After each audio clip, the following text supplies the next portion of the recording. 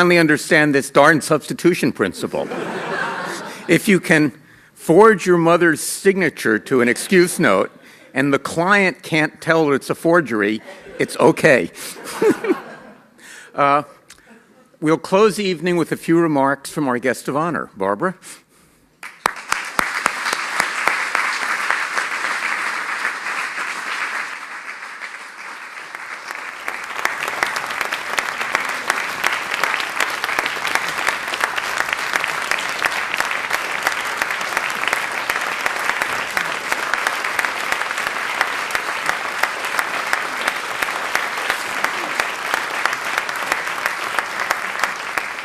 I felt for a minute there like I should be like Stephen Colbert, you know, how he has them all clapping and then he starts going, right. Right. So I'm totally overwhelmed and absolutely amazed. I'm particularly overwhelmed by all the students who've come. That's just so, it's just so great. I can hardly express it. Just in case you didn't know it, I love MIT. I have loved it for years. I love to come to work. I love my colleagues. I've had wonderful colleagues. I've had wonderful students. I come in the morning. It's just so nice to be there. There's such nice people to talk to. You know, MIT has this phony reputation as being a cold, distant place. In fact, it's not that at all. It's extremely collegial. We all have very close relationships. It really is fantastic. All I would like to do is just say a few thank yous, and I can't pull out everybody who I would like to say thank you to. I'm just going to pull out a few. I do want to thank all of my colleagues. Some of you have become very close friends. I want to thank all of my students. You've really been wonderful. I've enjoyed working with you. You know, I sort of want to cry when my students leave. One of the problems, especially with the PhD students, is you develop this relationship with them. You know, they start off, they don't know very much, but as time goes by, you work with them more and more closely, and after a while, it's them leading you instead of you leading them. And just when you get to that perfect spot, they're gone. And by then, you know, you're so close to them. I always feel very sad when my students leave. I want to pull out just a few thank yous. The first one is Jerry Saltzer. We already mentioned him. Jerry was the one, he was the chair of my session at SOSP, and he said to me, you ought to apply to MIT. And I don't think I would have done that without Jerry asking me to do that. This was actually when Title IX had been passed, and MIT was looking for women all of a sudden.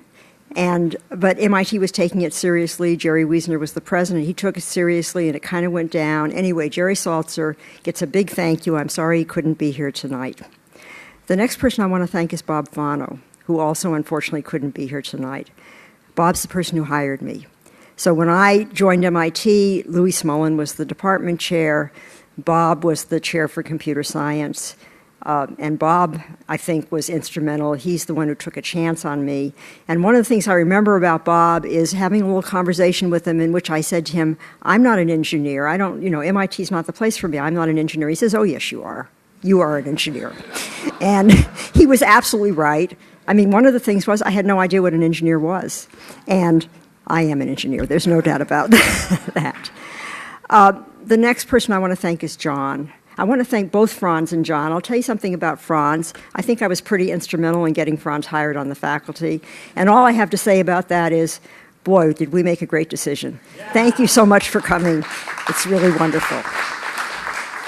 And both John and Franz together organized this party, of course, with the help of Sheila. Thank you so much, Sheila, for all the work that you have done. I want to thank...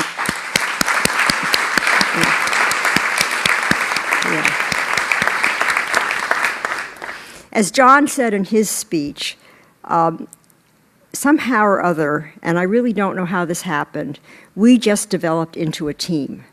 We started doing research together, we worked on 6170 together, and then it morphed into, as John said, this daily conversation. There's not a day that I'm in the office and John's in the office that we don't sit down for a few minutes and just talk about whatever's on our mind. Any decision, anything we're worried about, we always talk it through with each other before we do anything. I think we actually work on committees together, even though we never sort of set out to think about this. We work as a team on committees. We sort of sort it all out. This is an amazing relationship, actually. And it's not like we planned. It's not like we looked for it. It just happened, and that's the way it's been for a very long time. Jeanette talked about 35 years. It's been more than 35 years that we've been working together this closely. So I'm going to stop there. I just want to say thank you all so much for coming. I just really appreciate having you all here. It's just been fabulous. Thanks very much.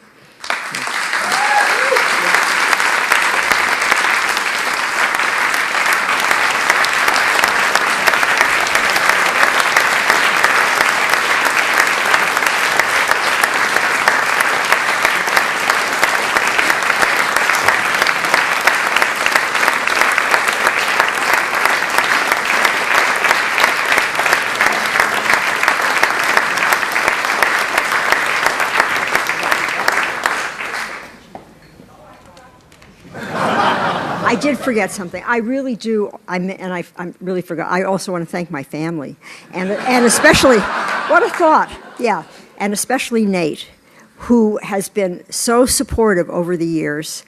It's the kind of thing you hardly know how to express, and I think it's especially unusual for a woman of my generation. To have a husband who never minded that I was working. When Mo was a child, if he was sick, we just figured out which one of us could manage that the most easily. I could never have done it without that kind of support at home. So that's my final thank you. Thanks again.